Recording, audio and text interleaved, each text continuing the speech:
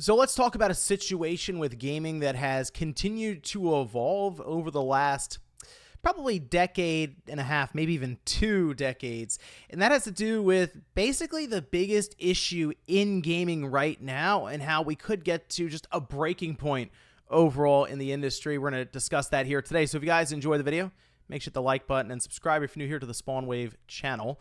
Let's head over here. This was at Axios, who did a very good interview overall with Microsoft and Matt Booty, discussing just the gaming industry at large as Microsoft was making the rounds, especially behind the scenes. A lot of closed door talk for kind of the positioning of Xbox right now going forward, looking at a lot of their titles that are being set up for 2024, 2025, and yet 2026. But one of the biggest takeaways here has to do with games and how long they're taking to make. Now, Microsoft says here again with Matt Booty, games are taking longer to make, and that longer game development budgets or cycles for big budget games are here to stay. And that being, before you would see like a 2 or 3 year dev cycle. And that was a bit more common, actually, especially earlier on with like the PS3 and the 360 generation. But as we went through that generation, got into the Xbox One and the PS4, that overall development cycle continued to increase. Now, he says, I think that the industry and the fans were a little behind the curve on sort of a reset to understand that games aren't 2 or 3 years anymore. They're 4, 5, and 6 years, and in some cases they're longer than that. You can look at what we have right now with Rocksteady. Great example, right? They do Batman Arkham Knight in 2015, and we're still waiting for the next game, which is Suicide Squad, that actually got pushed into 2024. So you see that large of a gap between major releases from a studio that people look at as like top tier in terms of talent and what they're able to produce. But we're mostly judging that based on their Batman series that they did, right? With Arkham Asylum, City, and then Knight. And I mean, if you consider that, they had Asylum and City come out in the same generation. They put out 2 big-time games there with the 360 and the PS3, and then followed up with Arkham Knight, which had a bit of a sketchy launch on the Xbox One, PS4, but specifically on PC. However, that came out in 2015, just a couple of years actually into that generation. But really right now, we're seeing games just take longer because of expectations that continue to rise. And it is mentioned here that there are higher expectations, level of fidelity that we're able to deliver just goes up. And again, this is something that we see, as Matt Booty mentions, that games continue to get more ambitious as an art form. And this affects everything. Like the length of time it takes to develop a title essentially really boils down to the amount of money you're willing to put behind what's generally a risk at the onset of it, right? So if you look around at games that are in like conceptual phase and you're looking to pitch them, immediately the company has to decide if it's worth potentially 4, 5, or even 6 years of development time.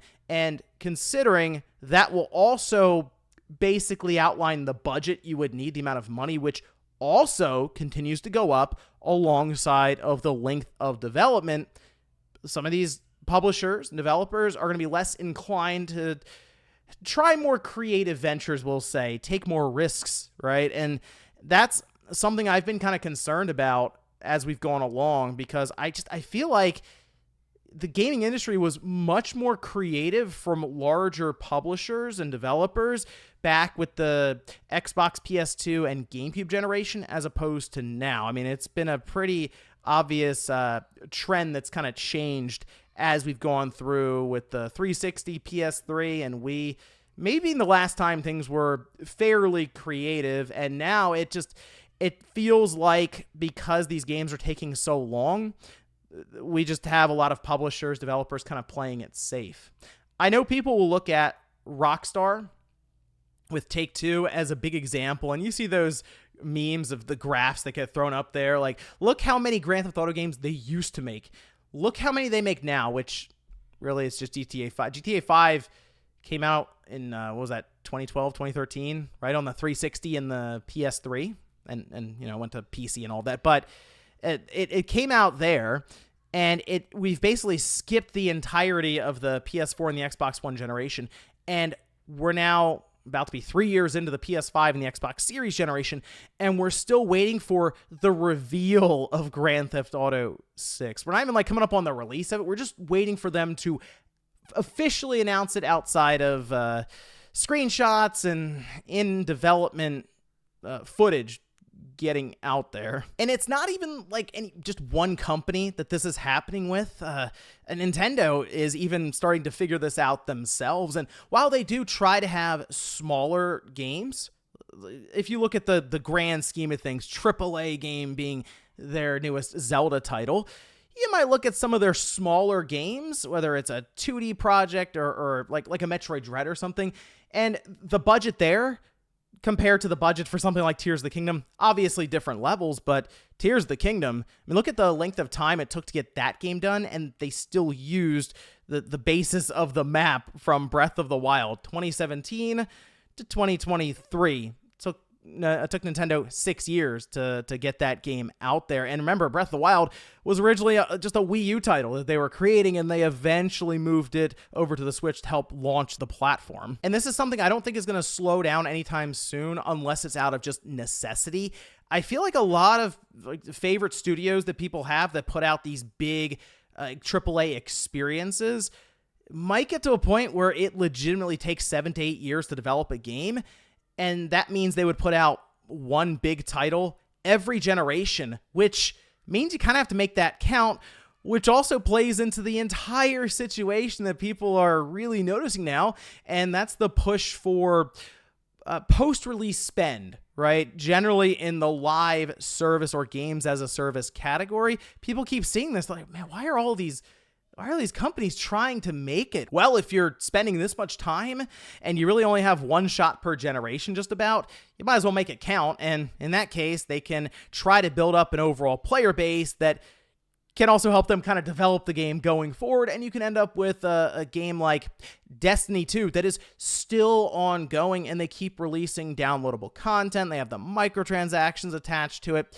Fortnite is another example of this, and that's really what a lot of these publishers want, is at least one Fortnite or a Destiny 2 that they can attach to, because it's going to make them more money in the long run than spending 7 years creating a 20 or 25 hour single player experience that you go through after paying your $60 or $70, and that's kind of it. But don't take my word for it. Just look at what Sony's doing right now, making a ton of live service games. I think they mentioned they want to create about 10 of them, and the reason for that is they probably assume at least half will fail, but if the other half end up doing somewhat decent and one is really, really profitable, it'll all work out in the end for them. The budget aspect here is very interesting to consider, since, as I mentioned, the overall development time is going up.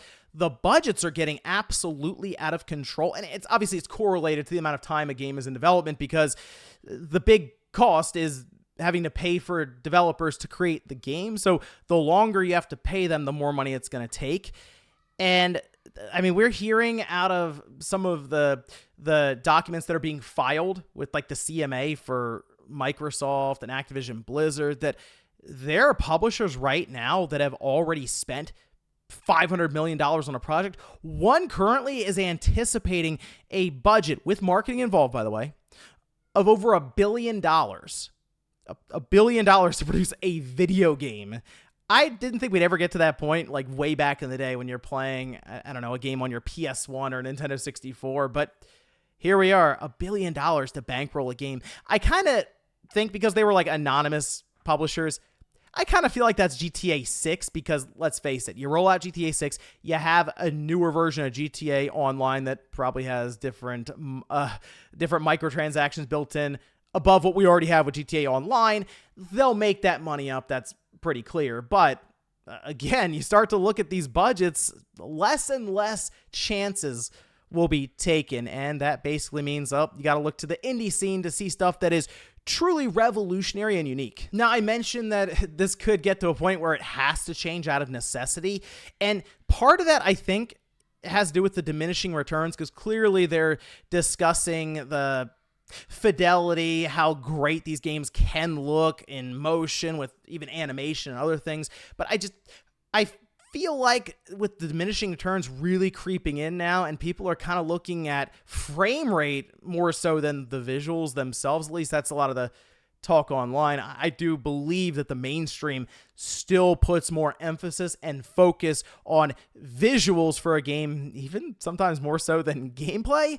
And it won't be until the mainstream kind of just is like tired of, I guess, the next step in visual fidelity, or just really has a harder time telling the difference from one generation to the next, before we maybe see some of these budgets and development times scale down a bit. There's also the idea of AI coming in to maybe help out with some of the more tedious tasks that just take longer, not necessarily scale down on the amount of developers you have working on, although that is clearly a concern, but making it so it's a bit more streamlined so these studios can get out more than potentially one game every 7 or 8 years. I think a great example of just this overall environment really catching up to a studio is Game Freak right now.